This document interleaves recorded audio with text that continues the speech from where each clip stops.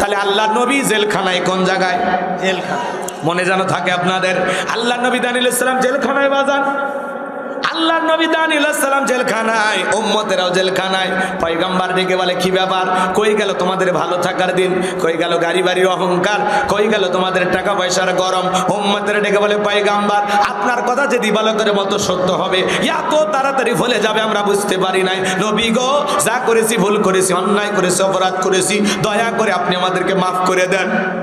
আল্লাহ নবী দানিয়েল আলাইহিস সালাম ডেকে বলে শোনো, সত্যি যদি তোমরা তওবা করে ফিরে আসতে চাও, আল্লাহর গোলামি করতে চাও, তাহলে শুনে নাও, আজকে রাত 12টার পরে আমি যখন আল্লাহ বলে ডাক দেব, আমার সঙ্গে তোমরা সবাই ঘুম থেকে জাগ্রত হইয়া আল্লাহ বলে ডাক দিবা। একমাত্র আল্লাহই পারে জালেমের জেলখানা থেকে মুক্ত করার ব্যবস্থা করে দিতে। এইবার আল্লাহ নবী দানিয়েল আলাইহিস সালাম সবাইকে ঘুমের মধ্যে চলে গেলেন। রাত 12টার পরে পয়গম্বর আল্লাহ বলে ডাক দিয়েছেন। সবাই একটু চিৎকার মেরে ডাক দেন আল্লাহ। ভালোবেসে আর একবার জোরে ডাক দেন আল্লাহ। আল্লাহু আকবার। আমার ভাইয়েরা, আল্লাহ নবী যখন আল্লাহু আকবার বলে ডাক দিয়েছেন, পয়গম্বরের ৭০,০০০ উম্মত ঘুম থেকে জাগ্রত হয়েছেন। আল্লাহ নবী আলাইহিস সালাম তাদেরকে নিয়ে সিজদায় লুটিয়ে পড়লেন, কাকুতি মিনতি সহকারে দোয়া করতে লাগলেন, আল্লাহ আমার উম্মতরা ভুল করেছে, তারা আর গাছের বোঝা মাছের বোঝা করবে না, একমাত্র আপনার ইবাদত করবে। আল্লাহ গো, আপনি উম্মতদেরকে মাফ করে দেন, তাদের তওবাকে কবুল করে নেন, আর এই জেলখানা থেকে মুক্ত করার ব্যবস্থা করে দেন। আল্লাহ নবী দানিয়েল আলাইহিস সালাম যখন উম্মতদেরকে নিয়ে কাকুতি মিনতি সহকারে আল্লাহর কাছে দোয়া করতে লাগলেন, আমার আল্লাহ দোয়া মঞ্জুর করলেন। ডেকে বলে পয়গম্বর কান্নাকাটি করতে হবে না, আমি আল্লাহ তোমাদের দোয়াকে কবুল করে নিলাম, আর অচিরেই বাদশা বখতি নাসরের জেলখানা থেকে মুক্ত করার ব্যবস্থা করে দেব। বলেন আল্লাহু আকবার। ওই রাত্রিতে আল্লাহ পাক বাদশা বখতি নাসরকে এমন একটা স্বপ্ন দেখা দিয়েছেন বাজান, ওই স্বপ্ন দেখে জালেম বাদশা ঘুম থেকে চিৎকার মেরে উঠছে। আশেপাশে লোকজন দৌড়ে আসে, বলে নেতা এত জোরে চিৎকার মেলেন, ব্যাপারটা বুঝতে পারলাম না। বলে চেহারার দিকে তাকায়া বোঝো না, যাও এদেশের যত স্বপ্নের তাবির কারক আছে সবাইকে আমার দরবারে নিয়ে আসো, আমি তাদের সামনে স্বপ্নের কথা বলবো আর তারা স্বপ্নের ব্যাখ্যা বলবে। পরের দিন সকালবেলা হাজার হাজার মানুষকে বাদশার দরবারে উপস্থিত করা হলো। জালেম বাদশা বখতি নাসর যখন স্বপ্নের কথা বলতে যাবে, ওই মুহূর্তে আল্লাহ তাআলা বাদশার মাথার মেমোরিতে থাকা সমস্ত স্বপ্নের কথাগুলো নিয়ে যায় আল্লাহ নবী দানিয়েল আলাইহিস সালামের মাথার মেমোরিতে সেভ করে দিলেন। বলুন সুবহানাল্লাহ। এই ক্ষমতা আল্লাহর আছে না নাই? আছে। যুবক, একটা মোবাইলে যা আছে শেয়ারের মাধ্যমে আর একটা মোবাইলে পার করা যায় না? তাহলে এটা যদি মানুষের মাথায় থাকে, আর একটা মানুষের মাথায় যা আছে ওই কথাগুলো আর একটা মানুষের মাথায় ঢুকানোর ক্ষমতা আল্লাহর আছে না নাই? এবার বাদশা বখতি নাসর যখন বলতে যায় গতকাল রাত্রে কি যেন স্বপ্ন দেখলাম, আর বলতে পারে না, স্বপ্নের কথা ভুলিয়ে দিলেন তিনি কে? এইবার বাদশা বখতি নাসর মুহূর্তের মধ্যে ডায়লগ পরিবর্তন করে ডেকে বলে, শোনো গতকাল রাত্রে স্বপ্নে কি দেখেছি, স্বপ্নের কথাও তোমাদেরকে বলতে হবে, স্বপ্নের ব্যাখ্যাও তোমাদেরকে বলতে হবে। জনগণ ডেকে বলে, বাদশাহ তো পাগলামি কথা, স্বপ্ন দেখেছেন আপনি, আমরা কিভাবে বলবো? দেশের জনগণ এদিক খেয়াল করেন, বাদশা কি স্বপ্ন দেখেছে দেশের জনগণ কি জানে? এটা কি বলা সম্ভব? স্বামী স্ত্রী আপনার এক খাটে ঘুমান নাকি আলাদা? এ কথা কয় না, কথা কয় না। বলে হুজুর মানুষ গরিব হতে পারে, আলু ভর্তাতে ভাত খায়, কিন্তু বউকে কুলি নিয়ে ঘুমায়, কারণ গরিবের ঘরে ভালোবাসা আছে, শান্তি আছে। কথা কয়। আর ধনী বেশি টাকাওয়ালা, টাকার গরমে বউ এক খাটে ঘুমায়, স্বামী আলাদা আর এক রুমে ঘুমায়, উভয়ের মধ্যে দাও কুড়ালের সম্পর্ক। আর গরিব রিক্সা চালায়, ভ্যান চালায়, মাঠে ঘাটে কাজ করে, সন্ধ্যাবেলা এসে চারটে ডাল ভাত খায়, বউ কলত নিয়ে ঘুমায়। টাকা নেয়, দামি খাট নেয়, দামি বিছানা নেয়, কিন্তু শান্তি আছে। এটা দুনিয়ার কোনো দোকানে বিক্রি হয় না। যার যত টাকা তার তত সমস্যা, যার যত বেশি টাকা তার জ্বালা তত বেশি জ্বালা। হ্যাঁ, সম্পদে বেশি জ্বালা। সম্পদ না থাকলে এক জ্বালা, আর সম্পদ থাকলে নানান ধরনের জ্বালা। কথা বুঝছেন? তা করেন। তাহলে বউ, আপনার বউ আপনাকে বাদ দিয়ে আর একটা ছেলের হাত ধরে ঘুরতেছে পার্কে, যদি টের পাইতেন কি করতেন? পিটাইতেন না? অনেকে কয় পিটাবো, তার মানে বউ পিটানোর অভ্যাস আছে আপনাদের। খবরদার, বইয়ের সাথে অন্তত 2টা মাস আমার একটা অনুরোধ, ঝগড়া করবেন। একটা পৌষ মাস আর এক মাঘ মাস। যেই শীত পড়ছে, দিনের বেলা ঝগড়া করে রাতে যদি কম্বলের ভিতরে না নেয়, সারা রাত বাইরে থাকে, কিচ্ছু খুঁজে পাওয়া যাবে না। ভালো হয়ে যায়। অতএব এই 2 মাস বউয়ের সাথে ঝগড়া করা যাবে। বউ ভালোবাসার জিনিস। আল্লাহ বলেন তুমি যে বউরে পিটাইলে বউয়ের সাথে মারো ঝগড়া করো, রাতের বেলা কি স্ত্রীর কাছে তুমি ঘুমাইবা না? তখন কি তোমার লজ্জা করবে না? আরে মানে কি, বউ ভালোবাসার জিনিস, মারার জিনিসটা কথা কর। বউয়ের মুখে মারা হারাম, মাথায় মারা হারাম, পেটে পিঠে মারা হারাম। মারবেন কোন জায়গায়? এই যে মাজার থেকে শুরু করে নিচ পর্যন্ত। কোদালের ডাঁট দিয়ে না রড দিয়ে? না, মেসওয়াক পরিমাণ 1 বিঘা। কথা কর। কারো বউ যদি মোটা হয় আর এই মেসওয়াক পরিমাণ পান্টি নিয়ে যদি পিটাইতে যান, ও বলবে আমার কাতুকুতু লাগতেছে। তার মানে বউ মারার জিনিস না, বউ হলো ভালোবাসার জিনিস, আদরের জিনিস। কথা বলে ঠিক কি না? জি চলেন, কষ্ট হয়। মা বোনেরা খুব খুশি হয়েছে, হুজুরে আল্লাহ 150 বছর হায়াত দিন। আমার ভাইরা চলেন সামনের দিকে যায়। তার মানে বউ কি স্বপ্ন দেখে স্বামী জানে না, স্বামী কি স্বপ্ন দেখে বউ জানে না। কথা কর। মাঝে মাঝে স্বপ্নে দেখেন সাপ তারা করেছে, ঘুমোতে করে কি সাপ খুঁজে পাওয়া যায়? মাঝে মাঝে স্বপ্নে দেখেন বাড়ি ঘরে আগুন লেগে পুড়ে গেছে, ঘুমোতে করে দেখি না সব ঠিকই আছে। মাঝে মাঝে স্বপ্নে দেখি আমি নিজেই মারা গেছি, বউ বাচ্চা কান্নাকাটি করতেছে, ঘুমোতে করে দেখি না বেঁচে আছি। তো স্বপ্ন তো স্বপ্নই। যুবকেরাও কিন্তু স্বপ্ন দেখে। যে এই দিক খেয়াল করে, যুবক যেই রুমে ঘুমায় ওই রুমের চতুর সাইডে নায়িকাদের ছবি ঝুলানো আছে। ঘুমানোর আগে এদিক ওই নায়িকাদের ছবি দেখা নফল মনে করে। কথা কর না কে? রাগ করেন? নায়িকাদের ভক্ত নাই? এই যে পরিমণি নায়িকা, এনার নামে নাকি গ্রেপ্তারি পরোয়ানা জারি হয়ে গেছে। ওই যে হোটেলের ভাঙচুরের মামলা। কথা কয় না কেন?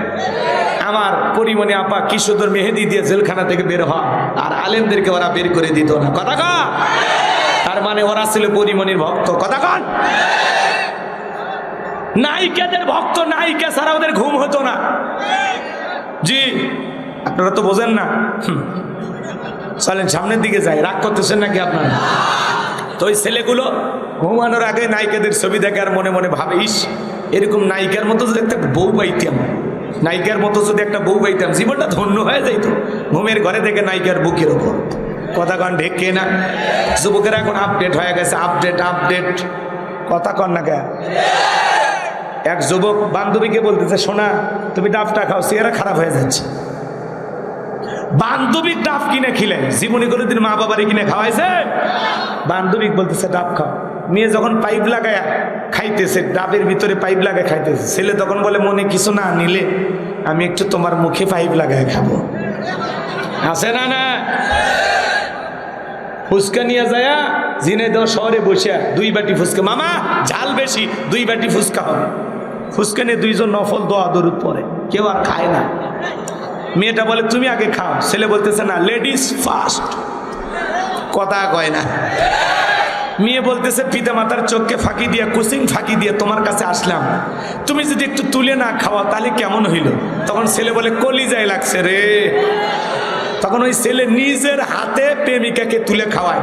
অবশ্যই একটা কবুল হজের সব সুবহানাল্লাহ কর, জোরে কর নাউজুবিল্লাহ। বান্ধবীকে পরনারীকে তুলে খাওয়াইলে সব না গুনাহ? কোন স্বামী যদি স্ত্রীর মুখে 1 লোকমা খাবার তুলে খাওয়ায়, আল্লাহ রাস্তায় সদকা করলে যে সব, স্বামীর আমলনামা আল্লাহ সেই সব লিখে দেয়। বউকে তুলে খাওয়াইলে সব, আর বান্ধবীকে তুলে খাওয়াইলে পাপ, পাপ গুনাহ। কথা কয় না? আজকে যুবকদের চরিত্র নষ্ট করেছে এই মোবাইল। মোবাইলের ওজন কম, কিন্তু মোবাইলের মাধ্যমে পাপের ওজনটা অনেক বেশি। এক কথা কন নাকি আপনারা? সারা রাত ঘরে দরজা লাগাইয়া ল্যাপের ভিতরে, কম্বলের ভিতরে অশ্লীল ভিডিও দেখে, উল্টাপাল্টা ভিডিও দেখে। আছে না নাই? আপনাদের এলাকার ছেলেরা ভালো, পিতামাতা যখন বুঝতে পারে ঘরে আলো জ্বলতেছে, ধমক দেয়, রুবেলে ভিতরে কি করিস? তখন বলে বাংলাদেশের স্বাধীনতার যুদ্ধ হয়েছে 1971 সালে, পড়ার ভান কর। পিতামাতা চলে যায় আবারও এই অনলাইনে ফ্রি ফায়ার, পাবজি, বাবজি, চাচাজি, ভাতিজি, কত গেম আছে। কথা কয় না কা? আবার অনলাইনে জুয়া নাকি জুয়া আছে না? জুয়া আছে রে, এলাকায় চলে। অনলাইনে জুয়া আছে না? তার মানে কি? ছেলে মেয়ের হাতে বিবাহের আগে মোবাইল তুলে দেবেন না। এই মোবাইল তরুণ তরুণীদের মন কাইরে নিছে। কথা কয় না কে? দেশে মোবাইল আইছে, চিঠি বন্ধ হইয়াছে দিওয়ানা বানাইছে পোলা মাইয়ার মনের কথা ভাসে বাতাসে দেখো বোলা পানের মন বাদা ফেসবুকে এখন মোবাইলে চ্যাটিং কইরা কাটায় সারাক্ষণ এই মোবাইল পাইয়া দেখো মদনের মাইয়া এই মোবাইল পাইয়া দেখো মদনের মাইয়া কি কাণ্ড ঘটাইছে স্বামী সংসার আইখা নাকি পলাইয়া গেছে দুই বাচ্চার মা চার বাচ্চার মা পরকীয় প্রেম করে আরেকটা পুরুষের হাত ধরে পালিয়ে যায় যে নারী সন্তান রেখে যে নারী স্বামী রেখে আরেকটা ছেলের হাত ধরে পালিয়ে যায় ওটা নারী না ওটা নারী জাতির কলঙ্ক ওটা পাশানি ওটা ডাইনি ওটা বিশ্বাসঘাতক নারী কেমনে পারলা ও মা ও বোন কেমনে পারলা স্বামী রেখা সন্তান রেখে কেমনে পারলা আরেকটা পুরুষের হাত ধরতে তোর কি একটু লজ্জা করলো না মা নিজের এত সস্তা বানায় না কে কথা কেন সমাজে এগুলো ঘটতেছে না এই যে সেনা বিদ্রোহের একজন ভাই আজকে সারা পেয়েছেন 16 বছর পরে দেখেন কি ভাগ্যবান স্ত্রী রেখে গেছেন 14 দিনের সংসার 14 দিনের ভালোবাসা এই সেনা কর্মকর্তা আল্লাহরে গোলাম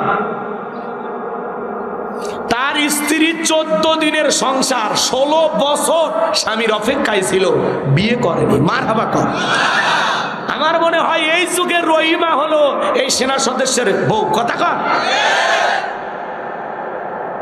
হ্যাঁ কি বউ 14 দিনের সংসার 14 দিনের মাথায় স্বামী চাকরিতে ফিরে চলে গেছে এই যে সেনা বিদ্রোহে কথা কর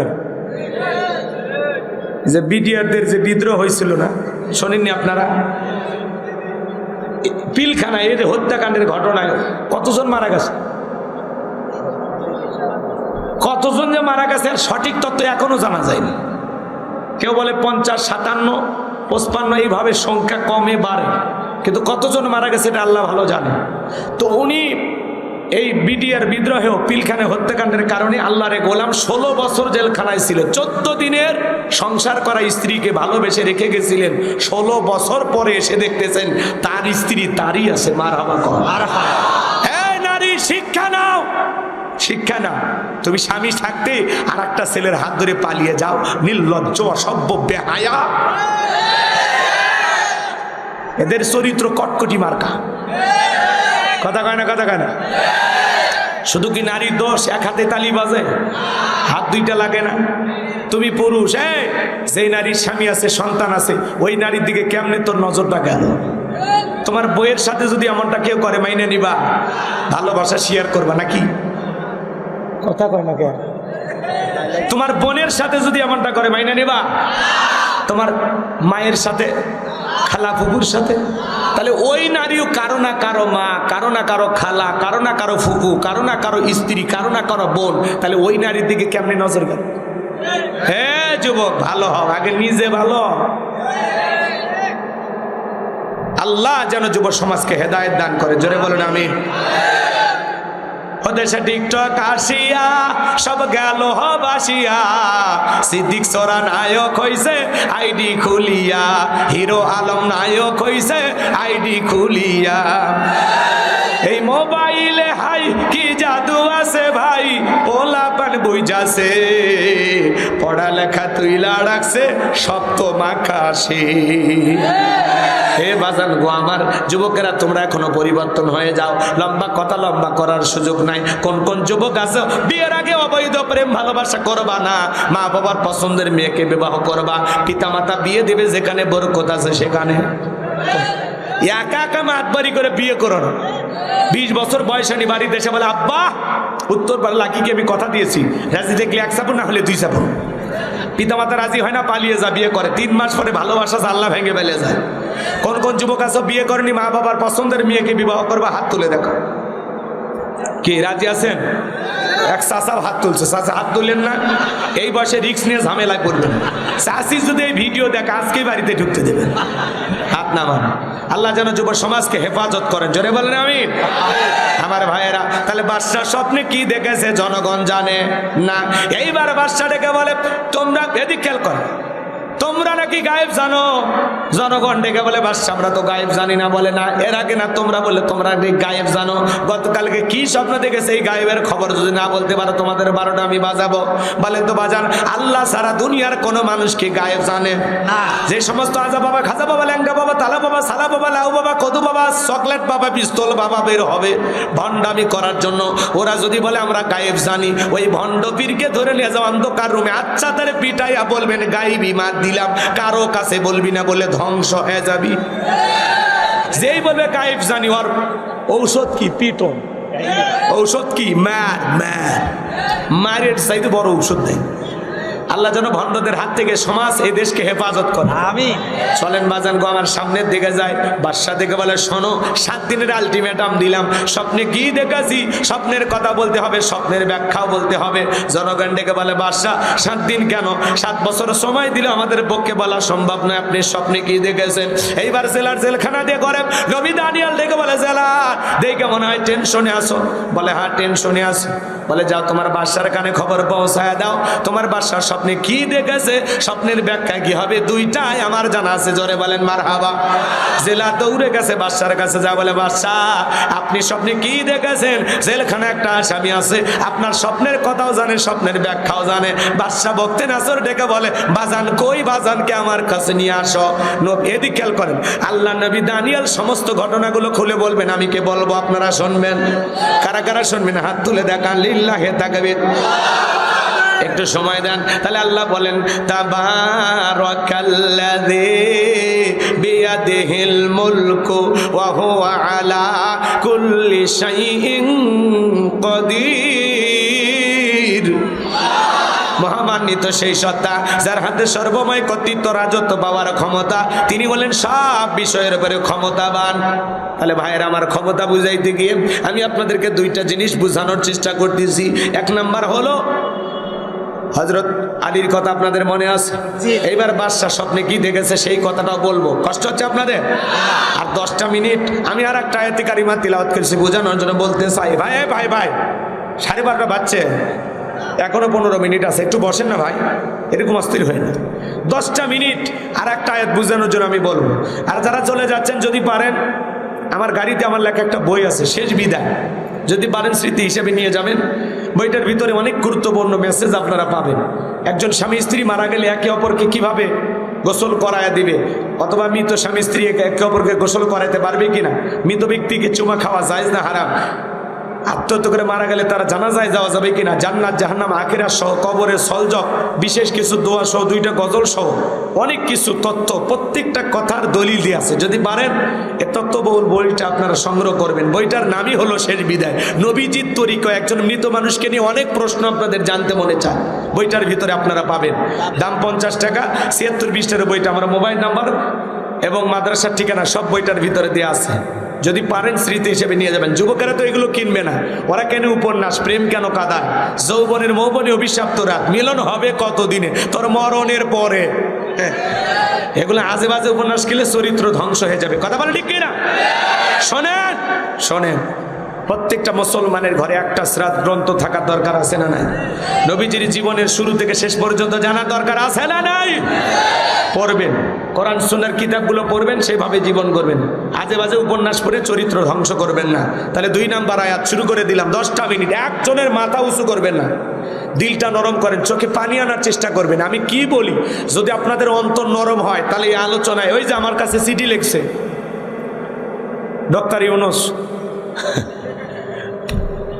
সাহেবের কথা শুনে আপনারা হাসতেছেন। এই ডক্টর ইউনুস সাহেব নাকি পালায় গেছে, গুজব ছড়ানো হচ্ছে দেশে। কথা কয় না কেন? ডক্টর ইউনুস পালায়, হ্যাঁ বলে এই যে উপদেষ্টা যারা আছে, হাসনাত আব্দুল্লাহ, সার্জিস আলম সহ সব পালিয়ে গেছে, কেউ দেশে নাই। এরা যারা ছড়ায় এগুলো হলো আফসোস লীগ, গুজব লীগ, এরা হলো গুজব লীগ। কথা কন। ডক্টর ইউনুস পালাবে কেন? উনি কি করছে? দুর্নীতি করছে, 10 বছর ধরে চেয়ারে বসে আছে। হ্যাঁ, মাত্র কয়েকদিন হলো বেচারা ক্ষমতায় নিয়েছে। মানুষ বিপদে বলে দোয়া ইউনুস পড়ে, লা ইলাহা ইল্লা আনতা সুবহানাকা ইন্নী কুনতু মিনাজ জালিমিন, বলেন না আপনারা? তো বাংলাদেশ যখন বিপদে পড়েছিল, ডক্টর ইউনুস এসা এই এলোমেলো বাংলাদেশের হাল ধরছে। তো সেই ডক্টর ইউনূস পালিয়ে গেছে। ডক্টর ইউনূস আর ক্ষমতা নাই, তিনি পদত্যাগ করে পালিয়ে গেছেন। সেনা কর্মকর্তা যারা আছে এদিক খেয়াল করেন, সামনে নাকি এদেশ সেনাবাহিনীর হাতে যাবে, তারাই নাকি দেশ শাসন করবে। এই যে নানা ধরনের গুজব যারা ছড়াইতেছেন, আমরা বলতেছি ভাই আপনাদের গুজবের জায়গায় থাকবে দেশ, দেশের গতিতে এগিয়ে যাবে। ডক্টর ইউনূসকে কি মনে করছেন? হ্যাঁ, নোবেল বিজয়ী জিনিস। হ্যাঁ, বিশ্বের বড় বড় মাতা ওনারে সালাম দেয়, আসসালামু আলাইকুম। কথা কন,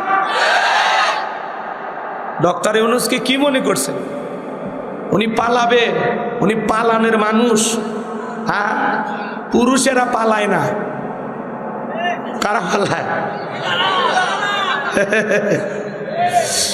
এক ছেলের বিয়ে, এদিকে এক ছেলের বাড়িতে আর একটা মেয়ে এসে বিবাহের দাবি করে, কিন্তু কোনো ছেলে দেখছেন এগুলো করছে? তার মানে কি বুঝলেন? হ্যাঁ, ভেজাল হইতে ভেতরে নারীরা পালায়, স্বামীর সংসার থুয়ে পালিয়ে যায়। আর আমরা এ দেশে পাইলাম দেশ থুয়ে পালিয়ে গেছে। ইউনূসও পালাবে না, ডক্টর ইউনূস সাহেব পালাবে না। উনি পুরুষ, পুরুষ পালিয়ে কই যাবে? কথা কর। অনেকে বলতেছেন তাহলে ওই সিরিয়ার প্রেসিডেন্ট পালাইছে, ওইটা আলাদা হিসাব। উনিও জালেম ছিল, উনিও স্বৈরাচার ছিল। তো ইউনূস সাহেব তো আছে কয়েক মাস, এই কয়েক মাসে কি এমন করছে যে উনি পালিয়ে যাবে? বলে ইউনূস সাহেব পদত্যাগ করে পালিয়ে গেছেন, দেশে নাই। ইউনূস সাহেব দেশে নাই, কোন জায়গায় লুকিয়ে আছে, সময় মতো বের হবে। কথা কা, উনি কি বারবার মিডিয়া দেশে নেকা কান্না করবে? কোথায় কি করতেছে প্রত্যেক দিন এসে উনি টকশো করবে নাকি আপনাদের মতো? উনি মিডিয়ায় কম আসে, বয়স যেরকম হয়েছে মাথায় বুদ্ধিও এরকম আছে। গোপনে কাজ করে, বাংলাদেশের 5 বিলিয়ন ঋণ পরিশোধ করে দিয়েছে। উনি ফাঁকা আওয়াজ দেয় না, উনি কাজ করে বুঝায়। কথা বলেন। ইউনূস সাহেবকে বলবো এগুলো গুজব লীগের কথা আপনি কান দেবেন না। আপনি যেমন তেমন ভাবে বাংলাদেশের চেয়ারে বসেননি, আপনাকে হাজার হাজার ছাত্র, শিশু, বৃদ্ধ, নারী, পুরুষের রক্তের উপরে দাঁড়িয়ে বাংলাদেশের ক্ষমতার চেয়ারে আপনি বসেছেন। বিদায় মাথা সোজা করে দাঁড়ান, আপনার গায়ে ফুলের টোকা দেওয়ার সাহস কারো নাই। কি হয়েছে? এত অস্থির হয়েছেন কেন? ইউনূস সাহেব ক্ষমতার চেয়ারে বসে আছে, এত অস্থির হয়েছেন কেন? ওনাকে নিয়ে এত গুজব কেন ছড়ানো হচ্ছে? ভারত আমাদের দিকে বাঁকা চোখে তাকায় আছে। উনি যদি হাল না ধরতো অনেক আগে বাংলাদেশের অনেক বড় ক্ষতি হয়ে যেত। শত্রু বাইরে নাই, ঘরের কাছে আছে। হ্যাঁ হ্যাঁ, বোঝেন? হ্যাঁ, রাগ করে এত অস্থির হওয়া যাবে। এক ছেলে বিয়ে করছে, বাসর ঘরে বউ রেখে বলতেছে সোনা একটু থাকো, আমি একটু বাড়ি থেকে আসতেছি। এই হঠাৎ ওই বাড়ির যে বয়স্ক মহিলা, তার মানে ছেলের দাদি, বাসর ঘরে ঢুকে বলতেছে নাচবো। কি হয়েছে? কি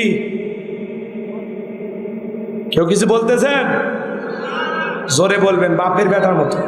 শোনেন, ওই নাত বউয়ের কাছে এসে বলতেছে নাতি বউ কি করবা না করবা জানি না, তোমার কাছে আমার একটাই চাওয়া, আমি একটা পুতি চাই। নতুন বউ শরম পাইছে, বাসর ঘরে যদি কেউ বলে বাচ্চা চাই, শরম লাগবে না? শরম লাগারই কথা। কিছুক্ষণ পরে শাশুড়ি আসছে, বলে বৌমা কি করবা না করবা জানি না, আমার একটা নাতি চাই। নতুন বউ শরম পায়। কিছুক্ষণ পরে ননদের এসে বলে ভাবি কি করবেন না করবেন জানি না, আমার একটা ভাতিজা চাই। শরম পাইছে। সব যখন চলে গেছে, শেষে আসছে স্বামী, আসে বলতেছে বউ জীবনে কি দিবা না দিবা জানি না, আমার একটা কিন্তু সন্তান চাই। তখন বলতেছে তোমাদের বংশের লোকজন কি পাগল? কই না পাগল না তো। কই না, তোমরা মানে পাগলের বংশ। তোমার দাদি এসে বলে পুতি চাই, মা এসে বলে নাতি চাই, তোমার বোন এসে বলে ভাতিজা চাই, তুমি এসে বলতেছো সন্তান চাই। আমি কি বাড়ি থেকে ভ্যানিটি ব্যাগে রেডিমেড বাচ্চা সাথে নিয়ে আসছি যে চাইলে আর তোমার একটা বাচ্চা দিয়ে দিলাম? আরে বাবা, বাচ্চা হতে গেলেও তো 10 মাস 10 দিন সময় লাগবে। একটা ভাঙ্গা এলোমেলো 16 বছরের জঞ্জাল, রন্দে রন্দে দুর্নীতি, এমন একটা দেশের হাল ধরেছেন ডক্টর ইউনূস। আরে ভাই, চাইলে কি এত সমস্যার সমাধান করা যায়? সমাধান করতে গেলে তো সময় লাগবে, কথা বলে ঠিক কিনা? এত অস্থির হয়েছেন কেন আপনারা? একটু ধৈর্য ধরেন, কথা কন। আনসার লীগের আন্দোলন, অমুসলিমের আন্দোলন, রিকশালার আন্দোলন, সব জায়গায় আন্দোলন। আজকে অবশ্য শিক্ষক ভাইয়েরা আন্দোলন করতেছেন, ইবতেদায়ী মাদ্রাসার শিক্ষক যারা, তারা আন্দোলন করতেছেন। এই আন্দোলনে পুলিশ কি করছে শোনেননি আপনারা? কি মারছে? লাঠি দিয়ে পিটাইছে এবং পানি মারছে। রাগ করেন, রাগ করেন। এই যে শিক্ষকদের উপরে এই নির্যাতন, জুলুম, সবাই এটা না তীব্র নিন্দা এবং ঘৃণা প্রতিবাদ জানাচ্ছেন। আমরা আজকের মাহফিল থেকে বলতে চাই, এই যে শিক্ষকদের উপরে জলকামান মারা হয়েছে এবং তাদেরকে লাঠি চার্জ করা হয়েছে, পিটায় আহত করা হয়েছে। শিক্ষক এই জাতির গুরুত্বপূর্ণ ব্যক্তি, কথা বলে না কেন? শিক্ষা জাতির মেরুদণ্ড। আমরা বলতে চাই যে শিক্ষকদের উপরে হামলার আমরা তীব্র নিন্দা এবং প্রতিবাদ জানাচ্ছি। ডক্টর ইউনূস একজন শিক্ষক, আসিফ নজরুল একজন শিক্ষক। আমরা বলতে চাই এই ঘটনার সাথে যারা জড়িত তাদের বিচার করতে হবে, কথা বলেন ঠিক না? তারা প্রতিবাদ করতেই পারে, তারা তাদের দাবি নিয়ে যেতেই পারে, কিন্তু তাদেরকে এইভাবে পিটাবেন না, কারণ তারা অনেক পরিশ্রম করে। ওনাদের পেস্টনগুলো আপনারা দেখেছেন, সেই ব্যানারগুলোতে লেখা আছে, আমি 39 বছর ধরে শিক্ষকতা করতেছি, একটি টাকাও আমি বেতন পাইনি। এই জন্য এই ইবতেদায়ী মাদ্রাসাকে অবহেলা করবেন না। এখান থেকেই আমাদের শিক্ষা জীবন শুরু হয়, কথা বলে ঠিক কিনা? এই জন্য দয়া করে এই শিক্ষকদের মূল্যায়ন করুন। শিক্ষক হলো আমাদের মাথার তাজ, কথা বলে ঠিক কিনা? সেই শিক্ষকদের উপরে হামলা করা হয়েছে, এর তীব্র নিন্দা এবং প্রতিবাদ জানাচ্ছি। আমরা প্রশাসনের ভাইদেরকে বলতে চাই, শুধু পুলিশের পোশাক পরিবর্তন করলে হবে না, পুলিশের মন মানসিকতার পরিবর্তন করতে হবে। ওই পোশাক পরে থাকা সেই মানুষগুলোর পরিবর্তন চায়। আসিফ নজরুল সাহেব বলেছেন, এখন 80% প্রশাসনের ভিতরে ছাত্রলীগ আছে। আমরা বলতে চাই, সে সমস্ত মানুষদেরকে চিহ্নিত করিয়া নতুন করে প্রশাসনে আপনারা লোক নেন। তারপরে এই দেশে আমরা অশান্তি দেখতে চাই না। আবারও পুলিশের হাতে লাঠি, পুলিশ পিটাবে মানুষকে, এটা আমরা দেখতে চাই না। আর শিক্ষকদেরকে পিটাবে, এই জাতি এটা মেনেই নেবে না, কথা বলে ঠিক না? আপনারা একটু পরিবর্তন হয়ে যান। শিক্ষকেরা হলো আমাদের মাথার তাজ, তাদের এইভাবে লাঠি দিয়ে পিটাবেন না, এটা খারাপ লাগে। এক মায়ের হাহাকার, এক বোনের চিৎকার, সবাই কান্নাকাটি করতেছেন। তাদের এই যে কষ্ট, তারা তো দাবি নিয়ে আসতেই পারে, কিন্তু তাদেরকে এইভাবে আহত করবেন না, পিটাবেন না। আল্লাহ যেন আপনাদের হেদায়েত দান করেন এবং সঠিকভাবে এই বিষয়টা সমাধানের একটা সুন্দর রাস্তা যেন আল্লাহ বের করে দেন। জোরে বলেন আমিন। যারা বর্তমানে অন্তর্বর্তীকালীন সরকারে আছেন, তারা এই বিষয়টা অবশ্যই সুন্দরভাবে কন্ট্রোল করার চেষ্টা করবেন। এভাবে পিটায় লাঠি চার্জ করিয়া তারা সিদ্ধান্ত নিয়েছেন যে আমরা এখানে মারা যাব, একটা ফয়সালা না হওয়া পর্যন্ত আমরা বাড়িতে ফিরবো না। তো এই যে জিনিসগুলো বাড়াবাড়ি হয়ে যাবে, এই জন্য আমরা বলতে চাই একটু শান্ত থাকেন। আমার ভাইরা চলেন সামনের দিকে যাই।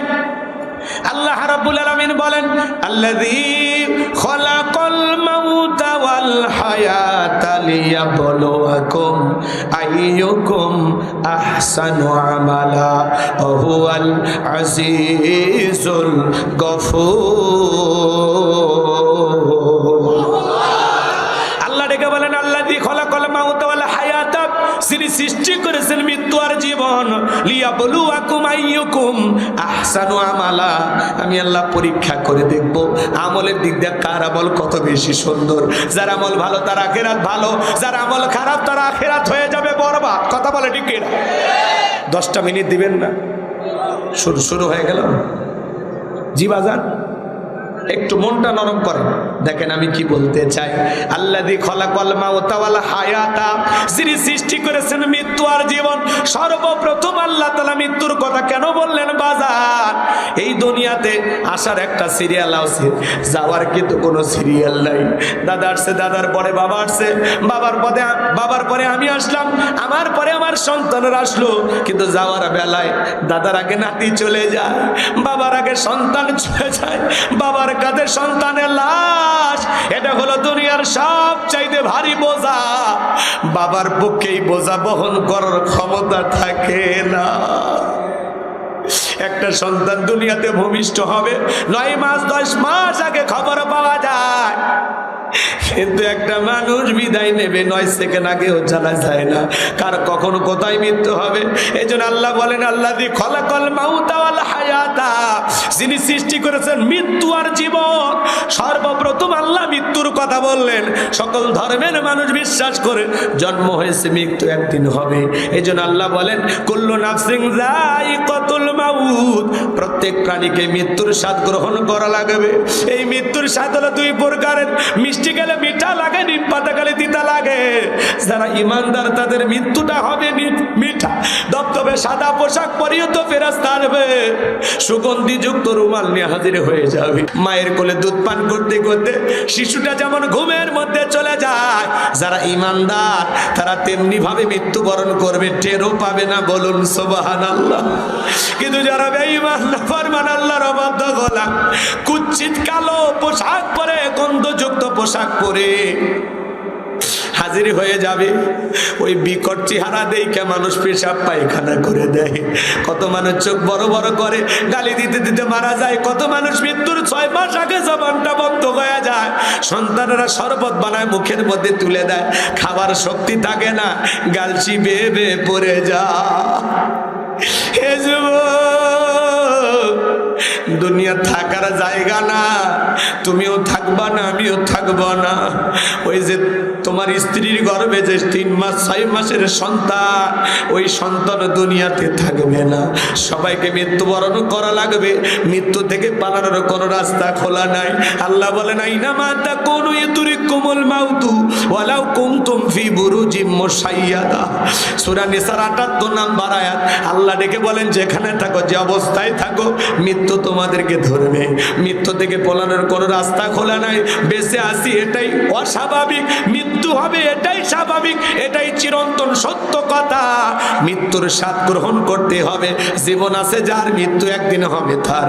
আল্লাহ নবী ইদ্রিস আলাইহিস সালামকে জিজ্ঞাসা করা হলো, ও আল্লাহ নবী ইদ্রিস, আপনার কাছে মৃত্যুর যন্ত্রণা কেমন মনে হয়েছে? নবী ইদ্রিস আলাইহিস সালাম ডেকে বলেন, জ্যান্ত ছাগলের গা থেকে চামড়া কষাইলে ছাগলের যেমন কষ্ট হয়, মৃত্যুর যন্ত্রণা আমার কাছে তেমনি কষ্টকর মনে হয়। একজন নবীর কাছে যদি মৃত্যুর যন্ত্রণা এমন মনে হয়, আপনার আমার মৃত্যুর যন্ত্রণা কত কঠিন হবে বাজার, কত ভয়ঙ্কর হবে, সেটা তো আপনার আমার জানা না। মৃত্যুর সময়টা বড় ভয়ঙ্কর। আপনার আমার প্রিয় নবীর ইন্তেকালের সময় হযরতে ফাতেমা হযরতের চোখের পানি ছেড়ে দিয়ে কান্না করে। নবী আমার দিকে বলে, মা ফাতেমা, তোর চোখের পানি আমি সহ্য করতে পারি না মা। ও মা, তোর কানটা আমার মুখের কাছে লাগায়া দে। নবী তার মেয়ে ফাতেমাকে মেয়ে মনে করতেন না, নিজের মা ভাবতেন। সুবহানাল্লাহ। আমার নবী ডেকে বলে, আমার যেদিন তাইফে পাথর নিক্ষেপ করেছিল ওরা, আমাকে পাথর মেরে দেহটা যখন ক্ষত বিক্ষত করে দিয়েছিল, পাথর রাখাতে আমার দেহের ভিতরে যখন গর্ত হয়ে গেছে, আমি বাড়িতে ফেরার পরে আমার অন্য মেয়েরা বলে, আব্বা তাইফে না গেলেও পারতেন, না গেলে তো মারটা খাইতেন না। এই কথা বলে মেয়ের আফসোস করে চলে যায়। আমার মেয়ে ফাতেমা গরম পানি কইরা ঘরের দরজা লাগাইয়া আমার শরীর থেকে কাপড় খুইলা আমার এই ক্ষত স্থানগুলো পরিষ্কার করে দিয়েছে। সেই দিন আমি বলেছি, ফাতেমা আমার মেয়ে না, ফাতেমা হলো আমার মা। ও মা, তোর চোখের পানি সহ্য হয় না মা, আয় আয় তোর কানটা আমার মুখের কাছে লাগায় দে। নবীজি ফিস ফিস করে কি যেন বললেন, হযরতে ফাতিমার কান্না বন্ধ হয়ে গেল। আম্মা জান আয়েশা জিজ্ঞাসা করে, ও আমার মেয়ে ফাতেমা, তোমার আব্বা জান কি এমন বলেছে মা যার কারণে তোমার কান্নাটা বন্ধ হয়ে গেল? ফাতেমা ডেকে বলে, মা আমার আব্বা আমাকে বলেছেন বাবার ইন্তিকালের পরে সর্বপ্রথম বাবার সাথে আমার সাক্ষাৎ হবে। বুঝতে পারিছি মা, বেশি দিন বাবার ইন্তিকালের পরে দুনিয়াতে আমাকে থাকা লাগবে না। আসমান থেকে জিবরাইল এসে নবীকে সালাম দেয়, আসসালামু আলাইকুম ইয়া রাসূলুল্লাহ ইয়া হাবিবাল্লাহ। হুজুর, আল্লাহ তাআলা আপনার শরীরের অবস্থা জানতে চেয়েছেন। আমার নবী বলে, আমার আল্লাহ জানার পরেও যেহেতু জানতে চায়, জিবরাইল আমার আল্লাহকে জানায় দাও আমি আগের চাইতে অনেকটা ভালো আছি, আলহামদুলিল্লাহ। কিছুক্ষণ পরে আবার জিবরাইল আসলেন আর ডেকে বলে, নবী আসমান থেকে আজকে আমি একা আসি নাই, আমার সাথে আর একজন ফেরেশতা এসেছেন যার নাম হলো মালাকুল মউত। দুনিয়াতে কারো বাড়িতে ঢোকার পারমিশন লাগে না, অনুমতি লাগে না গো নবী, আপনার অনুমতির অপেক্ষায় দাঁড়িয়ে আছি।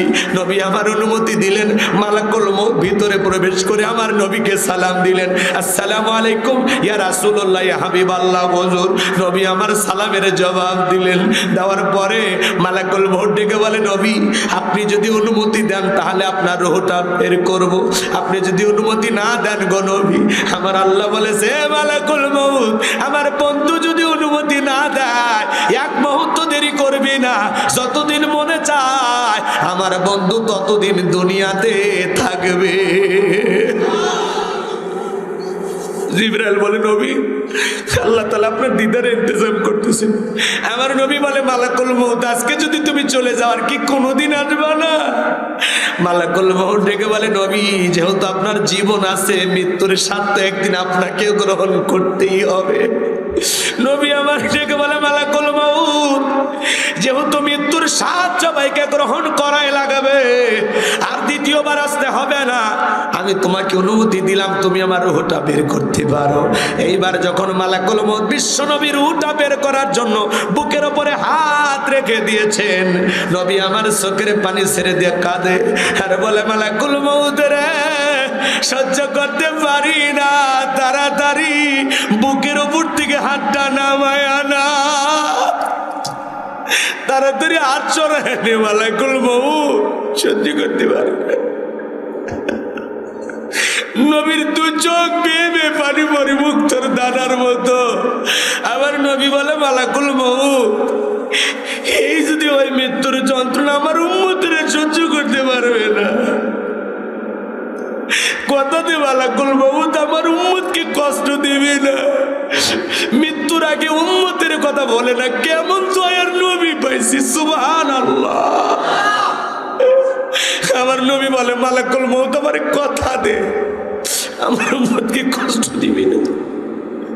মালাকুল মউত ডেকে বলে, নবী আল্লাহ তাআলা আমাকে বারবার বলেছেন, আজরাইল আজকে এমন একটা মানুষের কাছে যাবি আমি আল্লাহ যারে বড় বেশি ভালোবাসি, খবরদার মালাকুল মউত আমার বন্ধুরে কষ্ট দিবি না। বিশ্বাস করেন নবী দুনিয়ার সব চাইতে কম কষ্ট দিয়া আপনার রূহটা আমি বের করার চেষ্টা করতেছি। আমার নবী বলে, মালাকুল মউত এই যদি হয় মৃত্যুর সবচাইতে কম কষ্ট আমার উম্মতের সহ্য করতে পারবে না, আমারে কথা দে আমার উম্মতকে কষ্ট দিবি না। মালাকুল মউত ডেকে বলে, নবী আপনার উম্মতের মধ্যে যারা আপনার রেখে যাওয়া আদর্শ মোতাবেক চলবে, আল্লাহর বিধান মোতাবেক চলবে, কথা দিলাম গো নবী যারা হবে নেককার তাদের রূহটা বের করার সময় আমি ইহসান করব। দ্বিতীয়বার যখন হাতটা রেখে দিয়েছেন আমার নবী আবারও কাঁদে আর বলে, মালাকুল মউত সহ্য করতে পারি না রে, সহ্য করতে পারি না, তাড়াতাড়ি হাত নামায় নে। আমার কাছে মনে হয় উহুদ পাহাড় আমার বুকের উপরে চেপে ধরা হয়েছে। তৃতীয়বার যখন হাত রেখে দিয়েছে, নবীর রূহটা যখন বের হয়ে যাবে বাজার, ওই মুহূর্তে নবী আমার কয়েকটি কথা বললেন, উম্মতদেরকে লক্ষ্য করে বলে গেলেন, আমার উম্মতেরা সালাত সালাত, নামাজ নামাজ সাইরুনা। নবীজির রূহটা বের হয়ে যাচ্ছে। ওই সময় আপনার আমার নবী উম্মতদের উদ্দেশ্যে বলে গেলেন, তার উম্মতদেরকে যে বার্তাটা দিলেন, শেষ মেসেজটা বিশ্ব নবী উম্মতদের উদ্দেশ্যে বলে গেলেন, ও আমার উম্মতেরা, আসসালাত আসসালাত, নামাজ নামাজ নামাজ সাইরুনা। নবীর জীবনের শেষ কথাটা ছিল উম্মতদের উদ্দেশ্যে নামাজ। তাহলে বলেন তো ভাইজান, নবীর জীবনের শেষ কথাটা কি আমরা আমল করতে পারবো? আজ থেকে 5 ওয়াক্ত সালাত কারা কারা আদায় করবেন? 2 হাত তুলে আল্লাহকে দেখান। আল্লাহ আমাদের সবাইকে 5 ওয়াক্ত নামাজি বানায় দাও। জোরে বলেন আমিন। আর একটু জোরে বলুন আমিন। আসেন, হাত নামান আমার ভাইয়েরা। এই জন্য আল্লাহ বলেন, আল্লাযী খালাকাল মাউতা ওয়াল হায়াতা লিয়াবলুয়াকুম আইয়ুকুম আহসানু আমালা। আমি আল্লাহ সৃষ্টি করেছি মৃত্যু আর জীবন, এর মাঝামাঝি যে সময়টা দিলাম, আমি আল্লাহ তোমাদেরকে পরীক্ষা করে দেখবো আমলের দিক দিয়ে কার আমল কত বেশি উত্তম, কার আমল কত বেশি ভালো। এই দুনিয়া হলো আমল করার জায়গা, খেল তামাশা করার জায়গা না। এই দুনিয়া হলো গোলামি করার জায়গা, অহংকার করার জায়গা না। কথা বলে না কেন? আমাদের সব তৃপ্তি, সব আশা মিটবে সেই দিন, জান্নাতে ঢুকতে পারবো যেই দিন। জান্নাত হলো চির সুখের জায়গা, এখান থেকে কেউ আমাদেরকে বের করে দেবে না। কথা বলে ঠিক না?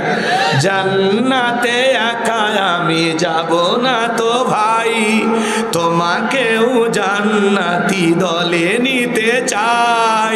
জান্নাতে একা আমি যাব না তো ভাই, তোমাকেও জান্নাতি দলে নিতে চাই। জোরে বলেন মারহাবা। সবাই জান্নাতে যেতে চান? তাহলে 5 ওয়াক্ত সালাত আদায় করবেন তো ইনশাআল্লাহ? আসুন বাজান, অনেক আলোচনা করা যায়, মূল কথা হলো আমল। যত বেশি নেক আমল করবেন, জিকির করবেন, তাসবিহ পড়বেন, কোরআন তেলাওয়াত করবেন, নামাজ পড়বেন, বিয়ে পর্দায় রাখবেন, ছেলে মেয়েদেরকে দিন শিখাবেন, মাদ্রাসায় পড়াবেন। কথা বোঝেন না? সুদ খাবেন না, ঘুষ খাবেন না, জিনা ব্যভিচারী করবেন না, বেপর্দায় স্ত্রীকে রাখবেন না, মিথ্যা কথা বলবেন না, ফাহিশা কথা বলবেন না, মানুষকে ধোঁকা দেবেন না, প্রতারণা করবেন না, গালি দেবেন না, জমির আল ঠেলবেন না, খাদ্যে ভেজাল দেবেন না, দুধে পানি মিশাবেন না, যত খারাপ কাজ আছে সব থেকে বিরত থাকবেন। কথা বলেন। আরো ওয়াজ করা লাগবে? যা হয়েছে আলহামদুলিল্লাহ, রাত অনেক হয়েছে। 12:30টার কথা বলছি, 12:30 পার হয়ে গেছে বাজার। আর না বাজার, আমি এখান থেকে বহু দূরে চলে যাব। আপনারা সবাই আমার জন্য দোয়া করবেন, বেঁচে থাকলে আবারও দেখা হবে ইনশাআল্লাহ। আমার এই বকুল ভাই বারবার আমার কাছে ফোন দেয়, এই ডেটটা নিয়ে মারামারি। একটা ডেট খালি হয়েছিল, হঠাৎ করে আসছিলাম বাজার। তবে আপনারা হঠাৎ করে মাহফিল হওয়ার কারণে সেরকম একটা পরিবেশ করতে পারেন না। তারপরে মাহবুব নানা যে কষ্ট করছে, ভাই ওঠে না বসে। হযরত আলীর কথাটা বলে দিই। বাদশার ঘটনাটা বলতে গেলে আরো আধা ঘন্টা ওয়াজ করা লাগবে। আমি বাদশার ঘটনা বলবো না, হযরত আলীর কথাটা 1 মিনিটে শেষ করে দিই। শোনেন, যারা যাচ্ছেন যদি পারেন গাড়ি থেকে বইটা নিয়ে যাবেন। এদিক খেয়াল করেন। হযরত আলী রাদিয়াল্লাহু তাআলা, সাদিক হুসাইন, হযরত আলী রাদিয়াল্লাহু তাআলা বলতেছেন, এই মক্কার কাফের বেটা আমর, তোর যদি সাহস থাকে দাগটা পার হয়, আয় আয়। কথা কয় নাকি? মনে আছে কি? স্যার বলবো? আচ্ছা তাহলে শোনেন। এইবার একবার সামনে আসে, 3 পা পিছনে যায়। হযরত আলী এমত অবস্থায় তাকায় দেখে আমরের কাঁধে থাকা 3.5 মণ ওজনের তরবারি আল্লাহ কাঠের তক্তা বানাইছে। সুবহানাল্লাহ বলবেন না? তাহলে শক্তি কমলো না বাড়লো? এইবার 1 পা 2 পা করে যখন ঠিক ওই দাগ বরাবর আসছে, হযরত আলী কাছে যা খালি কাঁধ বরাবর তরবারি ঠেকাইছে। তরবারি ঠেকাইতে দেরি, ওই জালেমের দেহ থেকে কাল্লাটা আলাদা করতে আমার আল্লাহ দেরি করে নাই। বলেন আল্লাহু আকবার। এজন্য আমার আল্লাহ ডেকে বলে, আমার নাম আল্লাহ, যারা দিতে চায় আমি এবং আমার রাসূলের সাথে পাল্লা, আমি রাখবো না তাদের ঘাড়ের কাল্লা। চিৎকার মেরে বলেন সুবহানাল্লাহ। এজন্য আল্লাহর সাথে পাল্লা দিয়ে কোনো জালেম টিকতে পারে না। নমরুদ ফিরাউনের জায়গা যেরকম হয় নাই, নেতানিয়াহুর জায়গা হবে না। আজ যারা মুসলমানের রক্ত নিয়ে খেলা করতেছে, ওই জালেমদের পতন হবে নমরুদ ফিরাউনের চাইতে ভয়ঙ্কর। আল্লাহর এই জমিনে মুসলমানের রক্ত নিয়ে খেলা করে কোন জালেম টিকে থাকতে পারবে না। কথা বলে ঠিক না? আল্লাহর এই জমিন